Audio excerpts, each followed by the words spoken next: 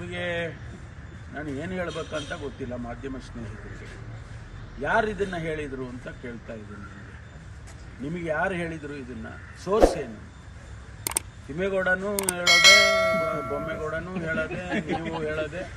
ಯಾರು ಹೇಳಿದರು ನಿಮಗೆ? ಒಂದು ವೇಳೆ ನಿಮ್ಮ ಕಿವಿಗೆ ಬಿತ್ತು ಅಂತ ಇಟ್ಕೊಳ್ಳೋಣ, ಯಾರೋ ಹೇಳಿದರು, ಎಲ್ಲೋ ಮಾತು ಬಂತು ಅಂತ ಇಟ್ಕೊಳ್ಳೋಣ.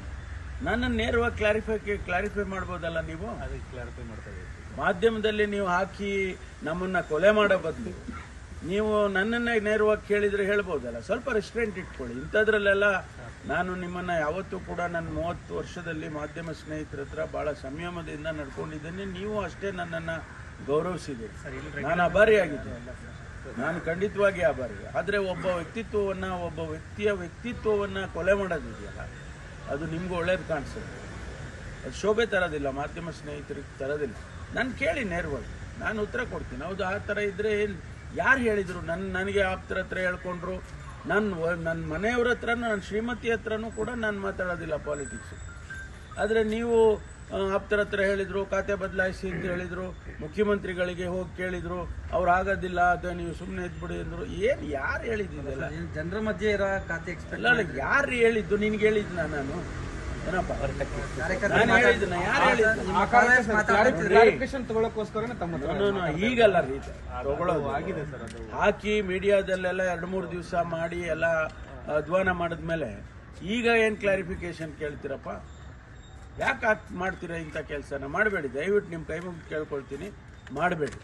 ಯಾಕೆಂದರೆ ನಾವು ಭಾಳ ಏನೋ ಒಂದು ಇದರಲ್ಲಿ ಬಂದಿರ್ತೀವಿ ರಾಜಕಾರಣದಲ್ಲಿ. ಆದರೆ ಇದು ಇಂಥದ್ದೆಲ್ಲ ಭಾಳ ಜನ ನಮ್ಮನ್ನು ಫಾಲೋ ಮಾಡೋರು ಇದ್ದಾರೆ, ನಮ್ಮ ಅಭಿಮಾನಿಗಳಿದ್ದಾರೆ, ನಮ್ಮ ಕ್ಷೇತ್ರದ ಜನ ಮತದಾರರಿದ್ದಾರೆ.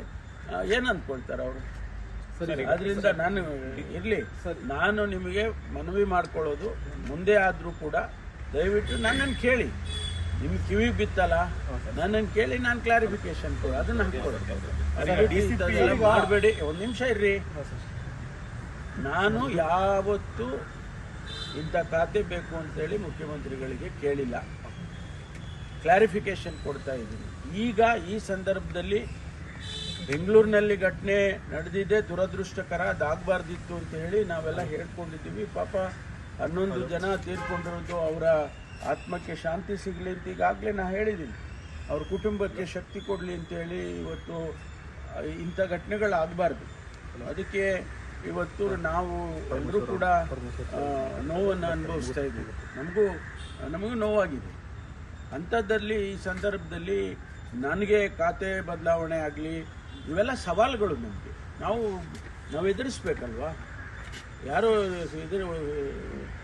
ಕವರ್ಡ್ಸ್ ಥರ ಓಡಿ ಹೋಗೋದಲ್ಲ, ಇದನ್ನು ಎದುರಿಸ್ಬೇಕು. ಅಂಥದ್ರಲ್ಲಿ ನಾನು ಯಾವುದನ್ನು ಕೇಳಿಲ್ಲ. ಮುಖ್ಯಮಂತ್ರಿಗಳ ಹತ್ರ ಈ ವಿಚಾರವನ್ನೇ ಮಾತಾಡಿಲ್ಲ, ಯಾವುದನ್ನು ನಾನು ಮಾತಾಡಿಲ್ಲ. ಆದ್ದರಿಂದ ಅದು ಸತ್ಯಕ್ಕೆ ದೂರವಾಗಿರ್ತಕ್ಕಂಥದ್ದು. ಇದು ಸುಳ್ಳು. ಯಾರು ಕೂಡ ದಯಮಾಡಿ ಇದನ್ನು ಗಣನೆ ತಗೋಬಾರ್ದು ಅಂತೇಳಿ ನಾನು ವಿನಂತಿ ಮಾಡ್ತೀನಿ. ಲೇಟೆಸ್ಟ್ ಹಾಗೂ ಇಂಟ್ರೆಸ್ಟಿಂಗ್ ಸುದ್ದಿಗಳಿಗಾಗಿ ಬಾಸ್ ಟಿವಿ ಕನ್ನಡ ಚಾನೆಲ್ನ ಸಬ್ಸ್ಕ್ರೈಬ್ ಮಾಡಿ. ಹಾಗೆಯೇ ಬೆಲ್ ಐಕಾನ್ ಪ್ರೆಸ್ ಮಾಡಿ. ಇದರ ಜೊತೆಗೆ ಫೇಸ್ಬುಕ್, ಇನ್ಸ್ಟಾಗ್ರಾಮ್, ಎಕ್ಸ್ನಲ್ಲೂ ಮಿಸ್ ಮಾಡದೆ ಫಾಲೋ ಮಾಡಿ.